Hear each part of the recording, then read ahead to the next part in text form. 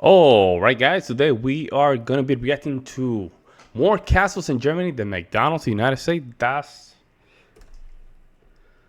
That's very hard to believe. Let's just jump in.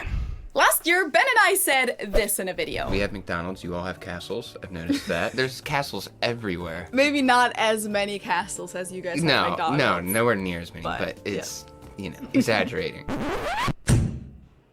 Wait, is that true? Was I that off? Let's look into it.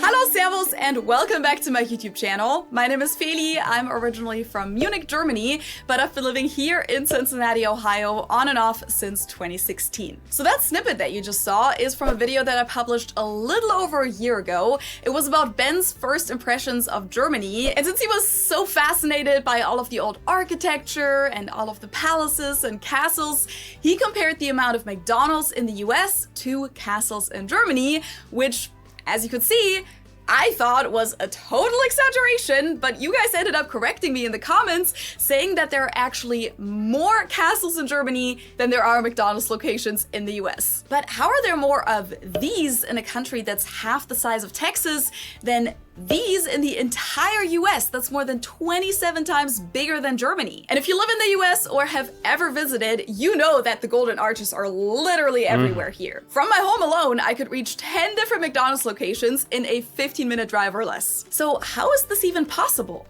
Let's find out. When you Google it, there are indeed lots of articles stating that Germany has a total 25,000? Damn. Of 25,000 I thought it was 17,000. I don't know why. Castles. Some articles also speak of 20,000, but either way, that's way higher than the number of McDonald's locations in the entire US, which as of this year is 13,520. So rounded up about 14,000. I find that surprisingly low.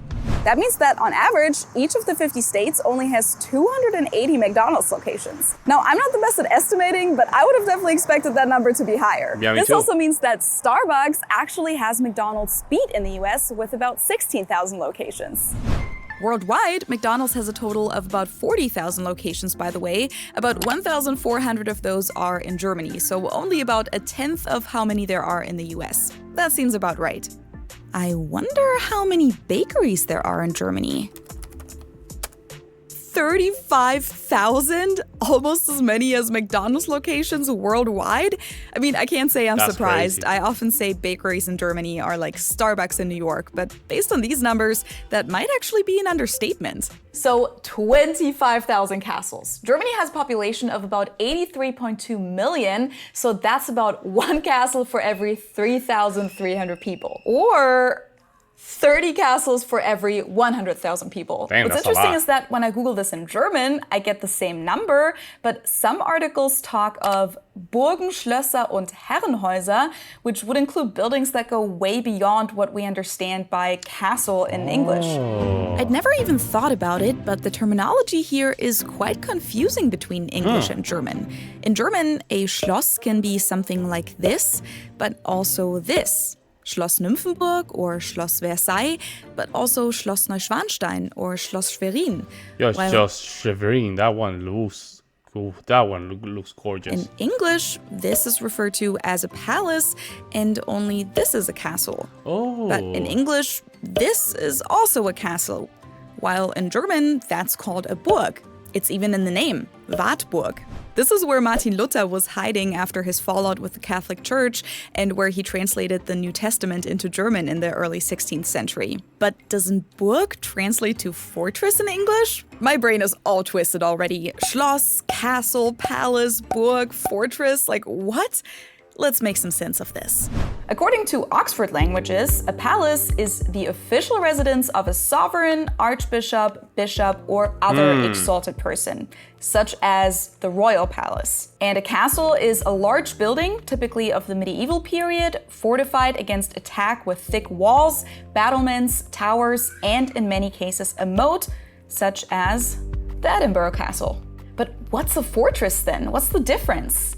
Okay, so on World Atlas, it says that a castle is a residence, while a fort, which I'm assuming is the same thing as a fortress, is not a residence, but rather a fort is more like a place of defense, but you don't live in a fort, right? You have guards in the fort.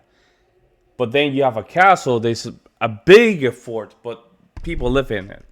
Military fortification. These structures have been built specifically with war in mind and are used to defend specific territories. Yeah. Oops, looks like I've been using that word wrong for years then, because I always say fortress when I mean Burg in German.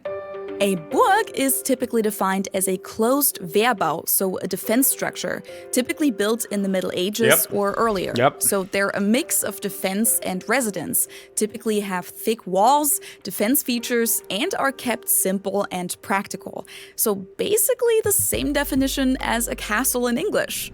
If you want to learn more about the Middle Ages and the context in which all of these Burgen or castles were built, I came across this book on Blinkist and I listened to all 10 blinks during my research for this video because I found it so fascinating. It's called Power. Got you. 25% off. By the way, did you know that the city name of Hamburg, so Hamburg, goes back to the German word Burg as well? It was named after the Hammerburg that used to be located in that area, and it was built in the 9th century. But in the Middle Ages, Burg was also sometimes just used as a synonym for town, which is why to this day there are lots of city names such as Würzburg, Augsburg, Freiburg, Brandenburg, Duisburg, and so on. Not to be confused with Berg, by the way, which means mountain, as in Bamberg, Nuremberg, or Heidelberg. But in English, they're usually both pronounced the same, Berg. So while this is a Burg in German, the buildings that we call Schloss were built mainly after 1400. They were residences and they also had a representative purpose. The royals at the time were all trying to outdo one another in showcasing their wealth and power, so their buildings were overflowing with luxury, beautiful decorations, and playful architectural features. Gorgeous. A Schloss also usually comes with a Schlosspark, so... Yo, look at that. Wow. Damn. That's gorgeous. Look at that. Wow. Gardens. The era of Schlösser ended with the end of the German monarchy in 1918. Now, we do also have the word Palast in German, which would be the equivalent to palace in English, but for the most part, it's just used as a synonym for Schloss. When I try to find out where this estimate of 25,000 comes from, the only real source I can find is an interview from this article on DW, Deutsche Welle, that's available in German and in English. It talks about how the Europäische Burgeninstitut, the European Castles Institute, is creating a database of all Burgen in Germany, which I guess in this context would translate to... I think she's making a good argument, man, because if you're putting palaces and castles and forts and fortresses together to make castle, I think that's where that's the. I mean, they all kind of. A palace is not the same as a castle, but then in the German term, it's the same. So I think she has a good argument here. Medieval castles and forts. They're including Burgen that are still standing, ruins, and those that have disappeared altogether.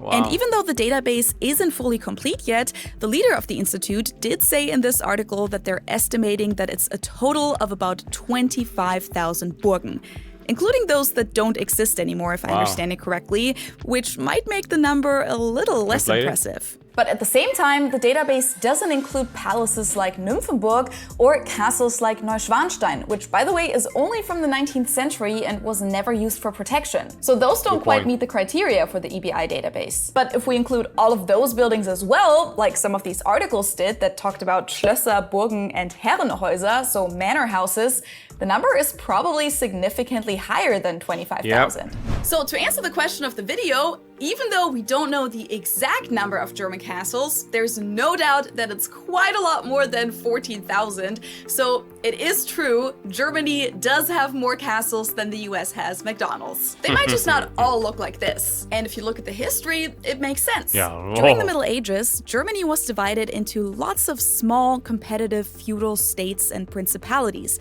So people built fortified castles for protection. Actually, Germany didn't become a unified country until 1871 when the German Empire was founded. So even after the medieval time period was over, there were lots of kings, dukes, and other nobles that all had their own residences, or even several ones. Wow, look at that. So Oof. century after century, more and more I'm telling castles you. and palaces were built. Some of the most important I'm and telling famous you German guys, there's... Oh, man. That's so gorgeous. That is some gorgeous palaces, man. Gorgeous. Gorgeous. castles are Burg Hohenzollern, Schloss Charlottenburg, Look at that. Schloss Herrenchiemsee, Schloss Moritzburg, Schloss Braunfels, Schloss Drachenburg, Burg Eltz, Schloss Marienburg, and of course Schloss Schwerin that I mentioned earlier, Wartburg, and Schloss Neuschwanstein. McDonald's, on the other hand, has only been around for about 80 years. It was founded in 1940 in San Bernardino, California, by the two brothers Richard and Maurice McDonald. And at the time, they had a lot of ideas for how to revolutionize the fast food industry. Their main focus was on efficiency and speed. They served only a few simple meals that could be easily eaten without cutlery, packaged their food and drinks in simple paper packaging, and stopped serving people in cars. Drive-in restaurants were extremely popular at the time. But most importantly, they saved time and money by adopting the principles of a factory assembly line. Each employee was assigned one easy-to-learn task, like flipping burgers or dressing salads, which reduced costs and optimized speed. And they started opening up franchise locations, which made for the rapid expansion of the chain. Now, to bring all of this full circle, remember how we talked about the city of Hamburg being named after a castle? And do you know where the word burger originates from? It's short for hamburger, right? And that was named after the city of Hamburg. The exact connection or history here isn't fully clear, but Is it because it looked like a burger? It might be because it looked like a burger. I don't know. mention of a so-called Hamburg steak was documented in the Boston Journal in the 1880s, which then turned into hamburger, which of course is the staple product of McDonald's. Which of the German castles and palaces would... I mean, nothing better than a nice burger, man. Juicy burger with onion and lettuce and tomatoes, man. Right out of the grill. Make sure that bun is just warm up and they're kind of crunchy. With a beer and some french fries. Well, there you go, guys. I didn't know that. There was more castles in Germany than McDonald's. That does... Well, you know what? It makes sense. But then you have McDonald's, Burger King, Kentucky, Church Chicken, Popeyes, Wendy's. It makes sense, right? Like, it makes sense. It makes sense. But some of the castles are not even castles. They're just ruins. Let me know what you guys think in the comment section below. But always, guys, I will see you in the next one.